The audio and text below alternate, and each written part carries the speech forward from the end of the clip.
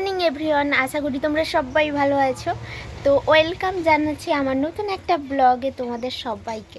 দেখো আমি এখন রেডি হয়ে গেছি, কিন্তু চিরুনি টেরুনি কিছুই করা হয়নি। এলো দিদিমণি এ গাছ লাগায়, সেটি কি গাছ লাগায়?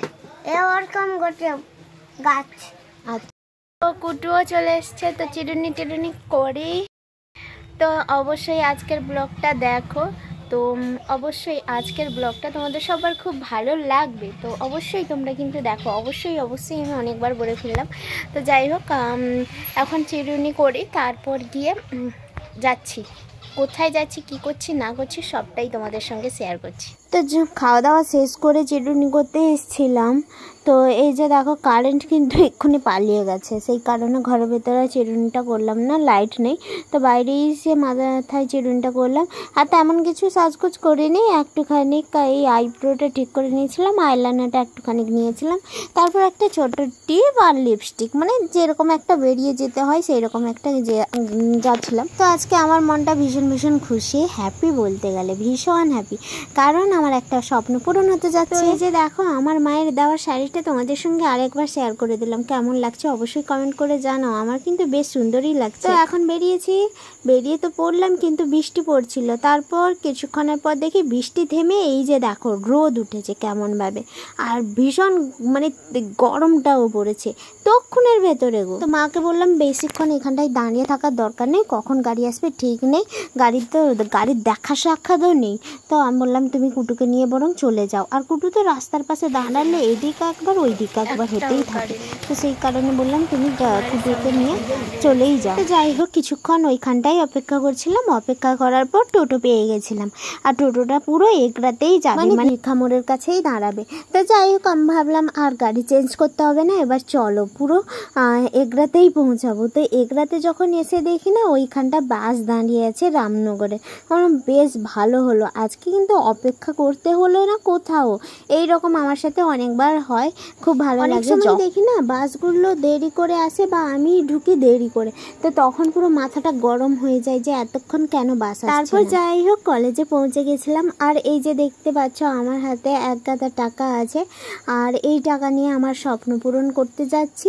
স্বপ্ন পূরণ বলতে গেলে যারা পড়াশোনা করছে তাদের ক্ষেত্রে মনে হয় পড়াশোনার স্টেপে প্রত্যেকটা স্টেপ পেরোনোটাই মনে হয় স্বপ্নের মতো। এটা শুধু মধ্যবিত্ত পরিবারের মেয়েদের বা ছেলেদের ক্ষেত্রে, যাদের মানে অভাব অনটন একটু থাকে, তো তাদের ক্ষেত্রেই আমি বলছি যে প্রত্যেকটা স্টেপ পেরোনোটা খুব একটা ভালো হয় না। তো আমার ক্ষেত্রে তো সেই রকম স্বপ্ন পূরণের মতো আমার সব বন্ধু বান্ধব সব যে কোথায় চলে গেছে আমি নিজেও জানি না।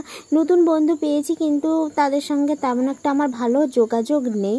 তারপরেও আমি এগিয়ে যাচ্ছি, এটাই আমার মনের জোর। আর এটাই মানে আমি ভাবি যে আমি ভাগ্যবান। হয়তো অনেকে দেখেছি, অনেক বন্ধু বান্ধব আছে, আমার তো তেমন কেউ নেই।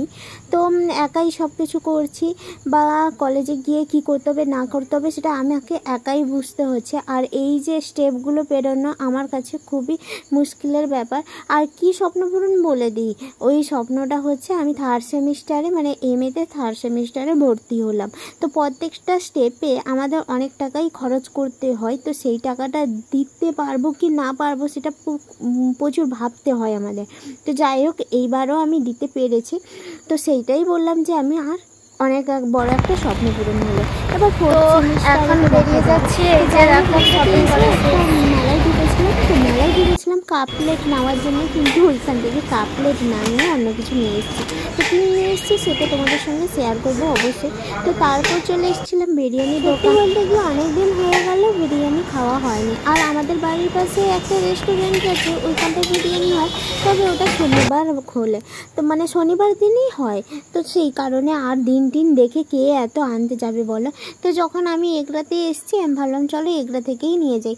তারপর অটোতে উঠে পড়েছিলাম, আর বাইরে না এত গরম পড়েছিল, অস্বস্তি লাগছিল। আর হ্যাঁ, আজকে আমাদের স্কুল ছুটি ছিল, বাচ্চাদের এক্সাম শেষ, সেই কারণে একদিনই ছুটি দিয়েছিল। তো যাই হোক, আজকের দিনটা পেয়ে আমি ভীষণ খুশি ছিলাম, যেহেতু আমার 14টা ছুটি হয়ে গেছিলো জানো। ভয়ও করছিল যে আমাকে ছুটি দিবে কি না। তারপর দেখলাম ছুটিই তো আজকে পড়বে, তো সেই কারণে আমার টেনশনটা মুক্তি হলো আর আমি কলেজে গিয়ে ভর্তিটা হতে পারলাম ভালোভাবে।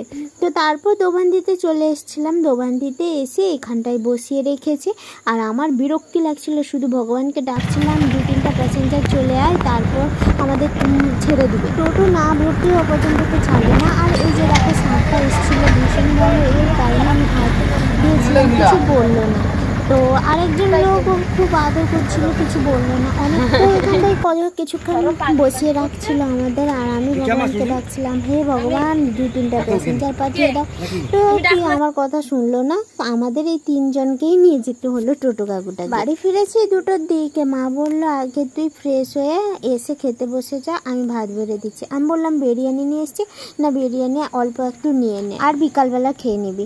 তো বন্ধুরা যে সমস্ত আমি জিনিস নিয়ে এসেছিলাম কাপের বদলে, তো তোমরা দেখো এই যে একটা জুতো নিয়ে এসেছিলাম, একটা ব্লাউজ, মাথার ক্লিপ, আর এই শাড়িটা তো হচ্ছে বলেইছিলাম মা আমাকে এনে দিয়েছে।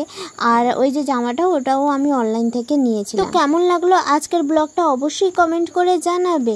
আর আশা করি আজকের ব্লগটা তোমাদের সবার খুব ভালো লেগেছে। তো টাটা আজকের মতন এই পর্যন্ত।